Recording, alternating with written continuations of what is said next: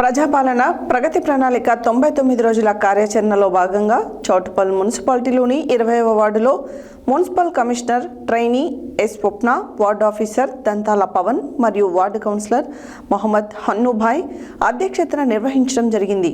ఈ కార్యక్రమంలో రాబో రోజుల్లో జరగవలసిన కార్యాచరణ మరియు 20వ వార్డులో ఉన్నటువంటి సమస్యలు, వాటి పరిష్కారాల గురించి వార్డు ప్రజల సమక్షంలో చర్చించారు.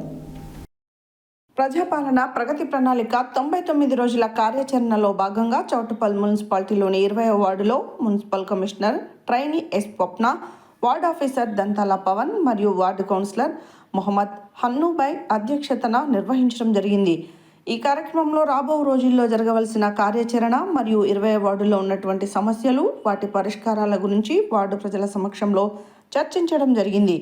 అర్హులైన వారికి పెన్షన్లు, ఇందిరమ్మ ఇండ్లు, గ్యాస్ కనెక్షన్ సబ్సిడీ, ఉచిత కరెంటు, ముఖ్యంగా దోమలు, పందులు, కోతుల నివారణ, అదేవిధంగా శ్మశాన వాటిక యొక్క ప్రహరీ గోడ నిర్మాణం, నాగులకుంట డెవలప్మెంట్ గురించి చర్చించి తీర్మానించడం జరిగింది. అదేవిధంగా 20వ వార్డులో ఉన్న యూపీఎస్సీ స్కూల్ ప్రస్తుతం 8వ తరగతి వరకు ఉన్నది. ఇందులో రానున్న విద్యా సంవత్సరానికి 9 మరియు 10వ తరగతులకు అనుమతులు ఇవ్వవలసిందిగా కోరడం జరిగింది.